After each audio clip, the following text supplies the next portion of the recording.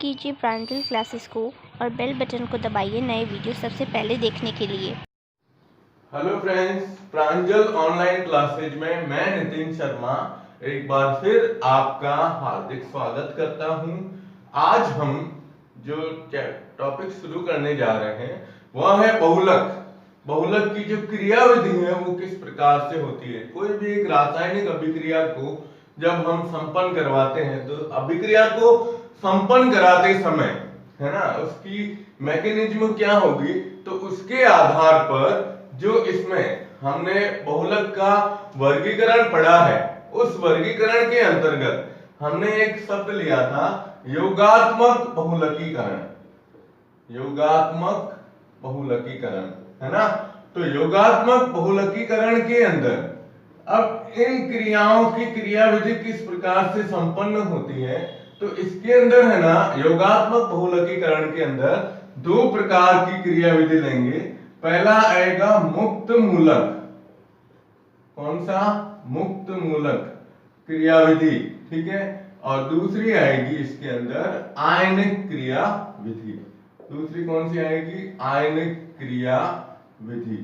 ये आपको दोनों नाम ध्यान रखने हैं। तो आज हम इसके अंदर फर्स्ट पॉइंट ले रहे हैं, कौन सी? मुक्त मूलक क्रिया विधि क्या होती है। तो इसमें पहला आज लेते हैं, ये आता है मुक्त मूलक क्रिया विधि। मुक्त मूलक क्रिया विधि आपको पता है ना, मुक्त मूलक कब बनते हैं?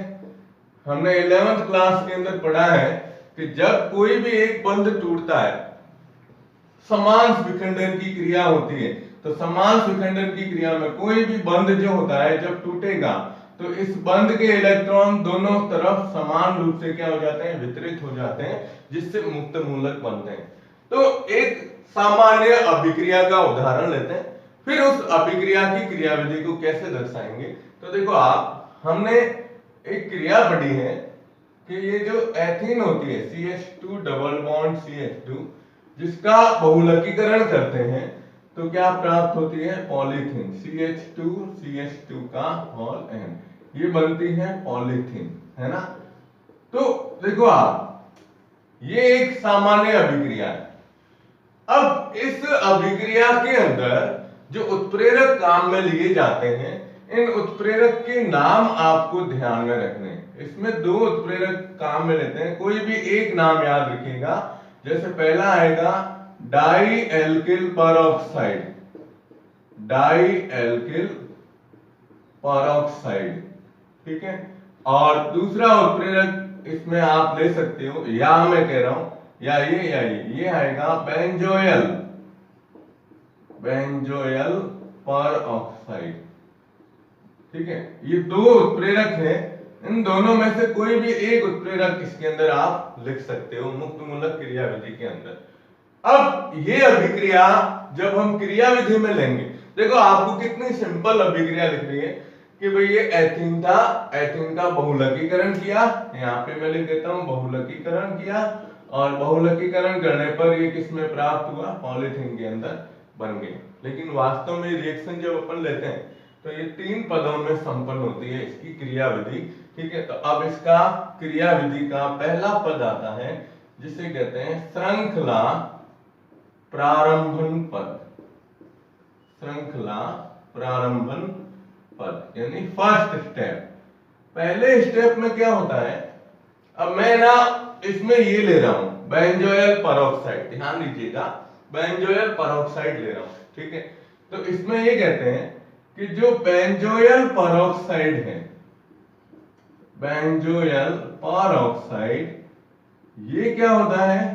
इसमें समांश विखंडन की क्रिया होती है। समांश विखंडन द्वारा फेनिल मुक्त मूलक बनता है। मुक्त मूलक बनता है जो आगे किससे? एथीन से क्रिया कर, एथीन से क्रिया कर और श्रृंखला का प्रारंभन करता है, श्रृंखला का प्रारंभन करता है। अब एक चीज ध्यान रखिएगा कि बेंजोइल पेरोक्साइड जो होती है, बेंजोइल पेरोक्साइड का जब आप समांश क्या करते हैं, विखंडन करते हैं, तो समांश विखंडन की जो ये प्रक्रिया होगी ये सूर्य के प्रकाश की उपस्थिति में संपन्न होती है। कौन सी? सूर्य के प्रकाश की उपस्थिति में। अब कैसे होता है? देखो पेरोक्साइड है तो पेरोक्साइड में क्या आते हैं, ये 2 ऑक्सीजन आए, है ना। अब बेंजोइल समूह होता है C double bond O C6H5, ये बेंजोइल समूह है। और यहां भी आ जाएगा C double bond O C6H5, ये सूत्र है। ये मैंने आपको 11th में भी बताया था बेंजोइल पेरोक्साइड का, ये बेंजोइल पेरोक्साइड है। अब सूर्य की प्रकाश की उपस्थिति में इसमें समांश विखंडन होगा, तो समांश विखंडन देखो यहां से 2 बराबर भागों में बढ़ जाएगा, इधर से यूं, ठीक है। अब ये एकल बंध है तो यहां से ये बंध जब टूटेगा तो इसका एक इलेक्ट्रॉन इस ऑक्सीजन के पास, एक इलेक्ट्रॉन इस ऑक्सीजन के पास आ जाता है, ठीक है। अब इसको तोड़ोगे तो देखो ये बनेगा C6H5 C double bond O और ये मुक्त मूलक बनता है, मुक्त मूलक बन गया। अब इसके कितने अणु बने हैं? तो क्या 2 अणु बने। अब ये जो मुक्त मूलक बना है इसको हल्का सा गर्म करेंगे तो गर्म करते ही इसमें से CO2 हट जाएगी। कौन सी? C डबल बॉन्ड O, तो इसमें 2 अणु CO2 के हट जाएंगे और पीछे क्या ना C6H5, तो C6H5 का कितने 2 है, तो ये मुक्त मूलक बनता है। क्या बनता है? मुक्त मूलक। कौन सा है? फेनिल, ये फेनिल मुक्त मूलक इसके अंदर बनता है, ठीक है। तो आप पहले इसका स्क्रीनशॉट ले लो, फिर हम शुरुआत करते हैं एथीन से क्रिया की। चलिए, ठीक है, चलो अब देखो आगे।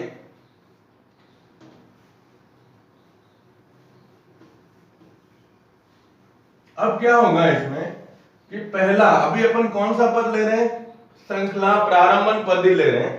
तो अब ये जो फेनिल मुक्त मूलक है, ठीक है, इसी में ही चल रहे हैं कि ये C6H5 जो मुक्त मूलक है ये एथीन के एक अणु से क्रिया करता है। किससे? एक अणु से।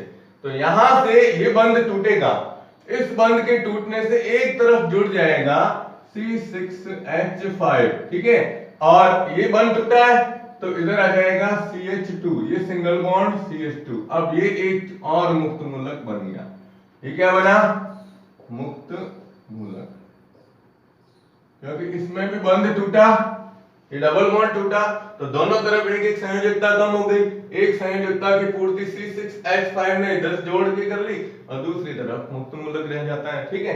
तो ये पहला पद है जिसे कहते हैं श्रृंखला प्रारंभन पद। दूसरा आता है सबसे महत्वपूर्ण, जिसे कहते हैं श्रृंखला संचरण पद, ठीक है। देखो अब थोड़ा स्पीड से लूंगा मैं। श्रृंखला संचरण पद का मतलब ये है कि प्रथम पद से प्राप्त मुक्त मूलक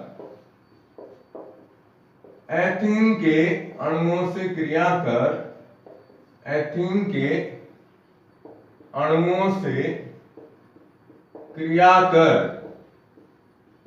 ठीक है, एथीन के अणुओं से क्रिया कर और बृहद, या हम कह सकते हैं बृहद अणुभार वाले मुक्त मूलक का निर्माण करता है। मुक्त मूलक का निर्माण करता है। अब कैसे करता है वो देखिए आप, कुछ नहीं करना है, एथीन जोड़ते जाओ। देखो यहां पर कैसे जुड़ती है, तो देखिए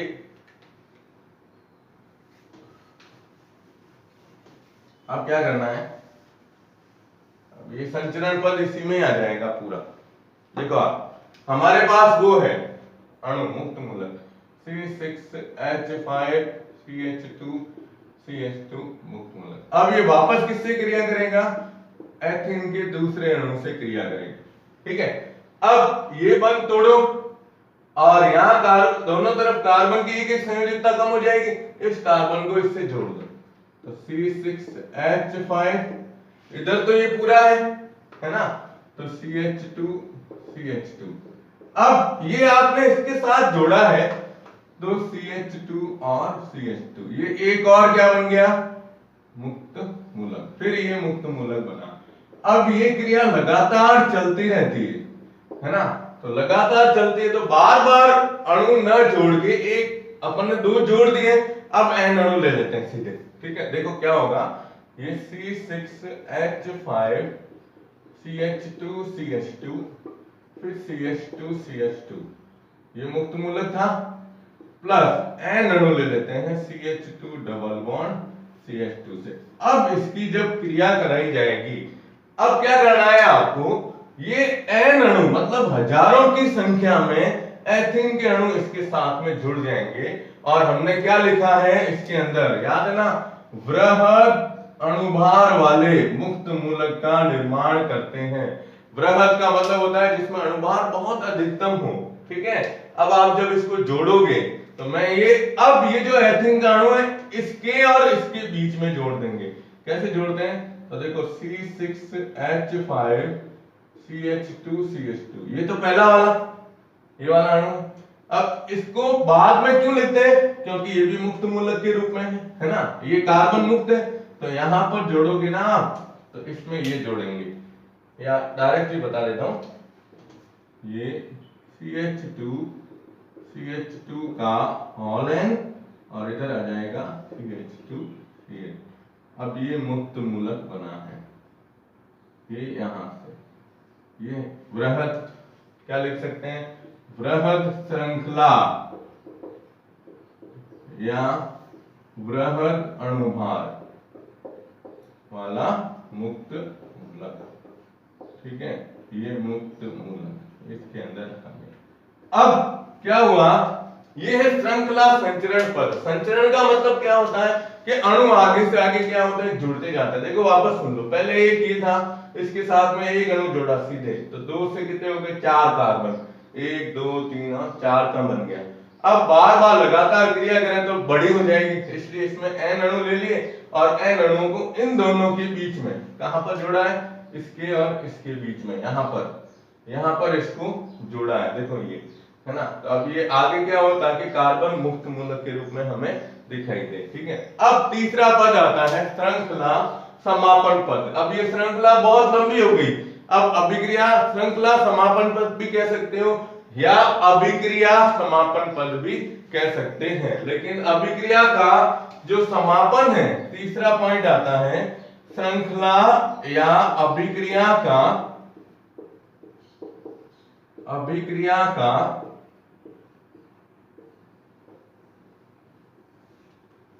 समापन पद। और ये आपको ध्यान में रखना है कि इसमें 4 प्रकार से समापन कर सकते हैं, 4 प्रकार से समापन किया जा सकता है। कोई भी एक पद आपको याद रखना है, 4 प्रकार से समापन किया जा सकता है। तो इसका स्क्रीनशॉट ले लो आप। ठीक है, चलिए अब हम लेते हैं ये तीसरा श्रृंखला समापन पद का पहला पॉइंट। देखो आपको है ना ये सूत्र याद रखना है। कौन सा, ये वाला सूत्र जो अपन ने लास्ट में लिया है ना मुक्त मूलक के अंतर्गत। देखिए सबसे पहला, अब इसमें पहला आता है, पहला हम लेंगे पॉइंट, वो है इसके अंतर्गत योगज या युग्मन द्वारा। किसके द्वारा, युग्मन द्वारा। युग्मन का मतलब होता है कि ये जो बृहद श्रृंखला वाले अणु है, ये जैसे बना है ना मुक्त मूलक, इसको इसी के साथ जोड़ दो, यानी बृहद श्रृंखला वाले दो मुक्त मूलक परस्पर जुड़कर और क्या करते हैं, श्रृंखला समाप्त करते हैं। अब कैसे करते हैं, देखो ये पूरा का पूरा अणु लिख दो पहले एक बार। तो ये लिखा C6H5 CH2 फिर CH2 का होल n, फिर वापस क्या था CH2 और CH2। ये एक अणु है ना, कौन सा ये। अब इसी के साथ में इसी के दूसरे अणु को जोड़ो, लेकिन क्या करो, इस पूरी श्रृंखला को यूं घुमा दीजिए। घुमाने का मतलब क्या होगा कि ये जो मुक्त मूलक है इसके जस्ट सामने इस मुक्त मूलक को लिखो, कौन से, इसको, फिर इसके पास वाला ये CH2, फिर ये अणु है तो CH2 का होल n, फिर वापस CH2 और C6H5। हमने किया गया है, ये अणु है ना, देखो एक, फिर ये 2 3 4, ये 1 2 3 और 4। अब इन दोनों के बीच में क्या होगा, युग्मन होगा। युग्मन का मतलब क्या होता है, जुड़ना। तो देखो इस कार्बन की एक संयोजकता कम, इस कार्बन की भी एक संयोजकता कम, दोनों आपस में क्या हो जाएंगे, जुड़ेंगे। अब पहले मैं इन दोनों को जोड़ देता हूं। देखो यहां आया ये CH2, ये इसके पास में है CH2, फिर ये आता है, इसको यूं लिख देते हैं, देखो C6H5 CH2 फिर CH2 का होल n, फिर क्या आया CH2 एक अणु ये। अब पास वाला लिखते हैं, तो CH2 फिर CH2 का होल n, है ना, फिर वापस CH2 और C6H5। अब इन दोनों को जोड़ोगे आप तो दोनों के बीच में एक बंध बनेगा, ये होता है युग्मन। अब इसमें देखो ये पूरा, यहां पर भी कोई मुक्त मूलक नहीं, यहां पर भी कोई मुक्त मूलक नहीं, यानी अभिक्रिया क्या हो जाती है, समाप्त हो जाती है। अब आपको इसमें देखना है, एक ये और एक ये क्या है, यहां से यहां तक क्या लिखते हैं अपन, पॉलीथीन। ये पॉलीथीन है और ये भी क्या है, पॉलीथीन।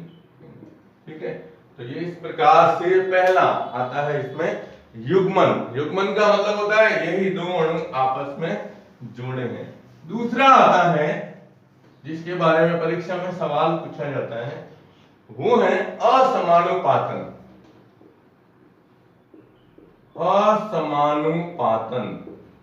असमानुपातन का मतलब ये होता है कि एक अणु से हाइड्रोजन परमाणु, एक हाइड्रोजन का स्थानांतरण दूसरे अणु में होना, स्थानांतरण दूसरे अणु में होना।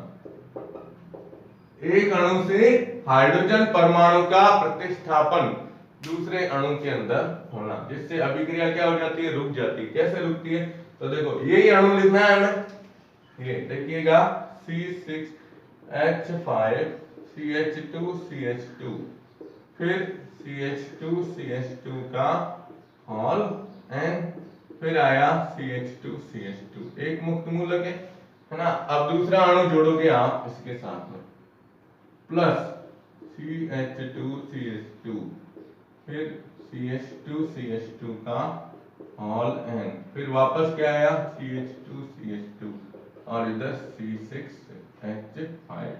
ये एक मुक्त मूलक है, ठीक है। अब ये क्या कह रहा है, एक अणु से हाइड्रोजन का स्थानांतरण दूसरे अणु में करना।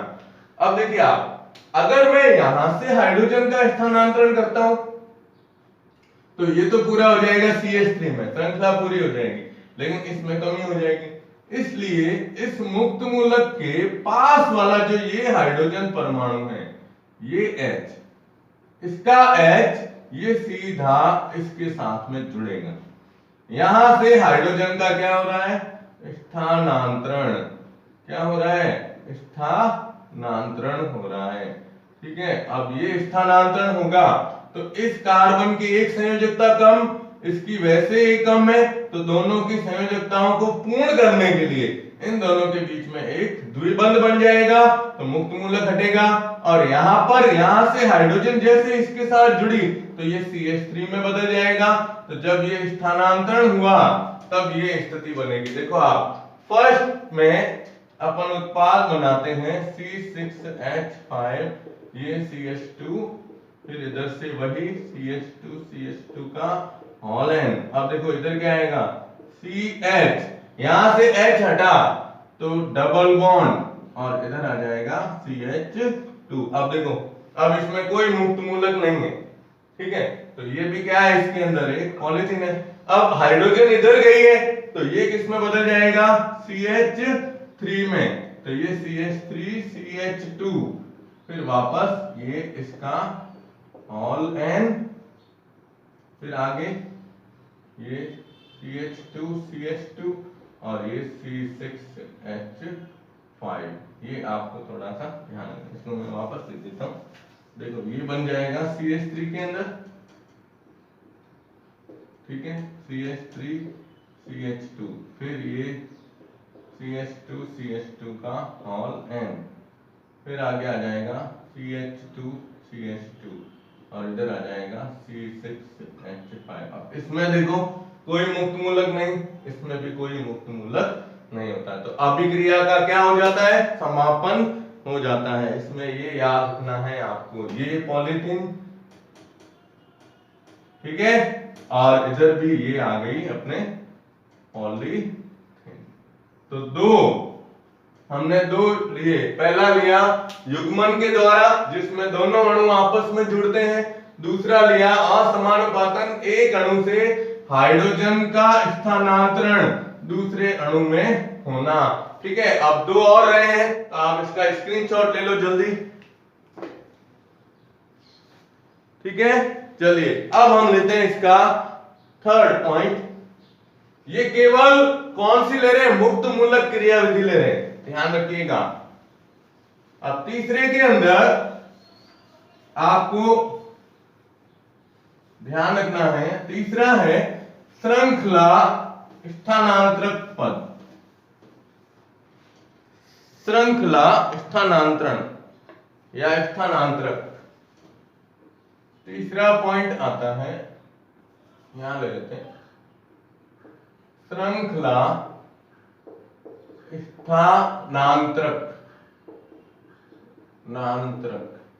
श्रृंखला स्थानांतरक का मतलब ये होता है कि जब बहुलक की क्रियाविधि शुरू होती है तो जो पहला पद है उस पहले पद में कई छोटे छोटे अणु अपने आप निर्मित हो जाते हैं और वही अणु यहाँ पर श्रृंखला स्थानांतरक के रूप में जुड़कर और अभिक्रिया का क्या करते हैं, समापन करते हैं। तो इसमें आपको ध्यान रखना है, जैसे मैं उदाहरण ले रहा हूं कि जैसे एल्केन है तो एल्केन को अपन दर्शाते किसके द्वारा है, RH के द्वारा। तो ये एक श्रृंखला स्थानांतरक का कार्य करता है, श्रृंखला स्थानांतरक।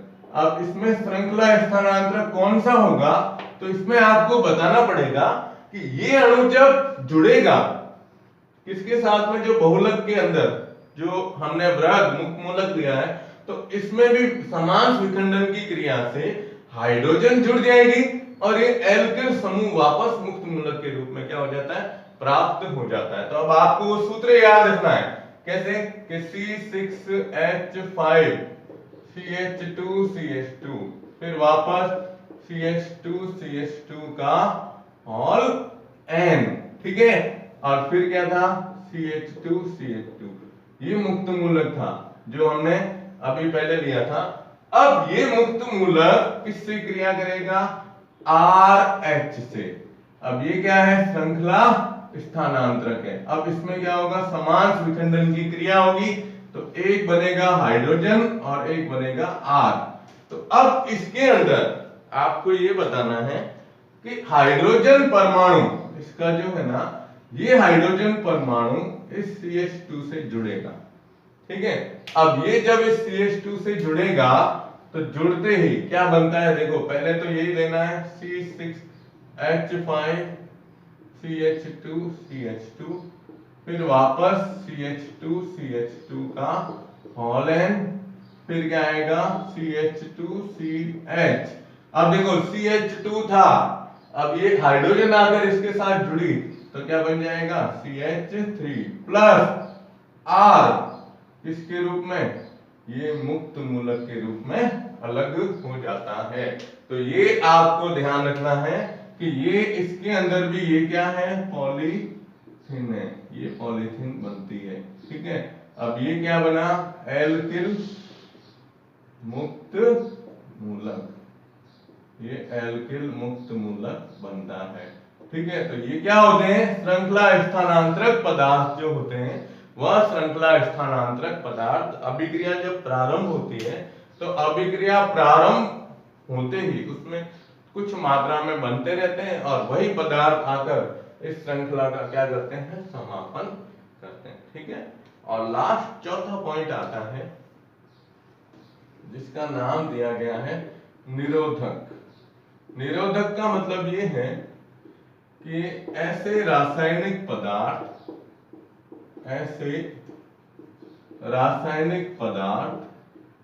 जो मुक्त मूलक से जुड़कर और अभिक्रिया का समापन कर देते हैं, सीधे जुड़ के और अभिक्रिया का क्या कर देते हैं, समापन कर देते हैं। इन्हें हम निरोधक के रूप में लेते हैं और इसके एग्जाम्पल आपको याद रखने हैं। इसके एग्जाम्पल में एक आएगा नाइट्रोबेंजीन, कौन सा, नाइट्रोबेंजीन, एक आएगा डाइनाइट्रोबेंजीन और एक आएगा हाइड्रोक्विनोन, ठीक है। तो ये चौथा पॉइंट है, ये तीसरा पॉइंट। तो आज हमने देखो, पहले आप ऐसा करो, इसका स्क्रीनशॉट ले लो, ओके। तो आज हमने क्या पढ़ा, पहला मतलब जो योगात्मक बहुलकीकरण की क्रिया होती है, एक सिंपल सी रिएक्शन, क्या बताते हैं अपन, 10वीं में भी बताया, 11वीं में भी बताया और 12वीं में बताएंगे अपन के भाई एथीन से पॉलीथीन की क्रिया कैसे होती है। तो एथीन से पॉलीथीन तो नॉर्मली बनती है, लेकिन उसकी वास्तव में अभिक्रिया की जो क्रियाविधि है उस क्रियाविधि को इस प्रकार से लेते हैं। पहला श्रृंखला प्रारंभन पद जिसमें बेंजोइल पेरोक्साइड का क्या करते हैं अपन, समान स्विखंडन, फिर फेनिल मुक्त मूलक बनता है। फिर दूसरा श्रृंखला वह फेनिल मुक्त मूलक एथीन के एक अणु से जुड़ के श्रृंखला का प्रारंभ करता है और फिर आगे दूसरा संचरण पद जिसमें एथीन के अणु लगातार जुड़ते रहते हैं और बृहद अणु का निर्माण करते हैं। फिर समापन 4 प्रकार से, पहला युग्मन के द्वारा जिसमें दोनों मुक्त मूलक जुड़ते हैं, दूसरा आता है कौन सा, हाइड्रोजन का स्थानांतरण असमानुपातन की क्रिया, एक से दूसरे में हाइड्रोजन के स्थानांतरण से, तीसरा हमने लिया श्रृंखला स्थानांतरक के द्वारा और चौथा है निरोधक पदार्थ के रूप में, ठीक है। तो आज हमने ये पहला इसकी क्रियाविधि ली है बहुलक की। नेक्स्ट लेक्चर के अंदर अपन सेकंड लेंगे जो आयनिक क्रियाविधि के ऊपर निर्भर है और उसमें आएगा इलेक्ट्रॉन स्नेही समूह और नाभिक स्नेही समूह के आधार पर धनायनी और ऋणायनी जो समूह होते हैं, तो धनायनिक क्रियाविधि और दूसरी आएगी ऋणायनिक क्रियाविधि, ठीक है। तो आशा करता हूं आपको ये अभिक्रियाएं समझ में आई होगी। आप इसको नोट कर दीजिएगा, हालांकि मैं इसके नोट्स भी साथ में अपलोड करूंगा, लेकिन थोड़ा सा पहले लिखने का प्रयास कीजिए। खुद अपने हाथ से जब तक नहीं लिखोगे ये अभिक्रियाएं याद नहीं होगी, ठीक है। तो धन्यवाद, आप मेरे इस चैनल को सब्सक्राइब कीजिएगा, वीडियो लाइक और शेयर कीजिएगा, ठीक है।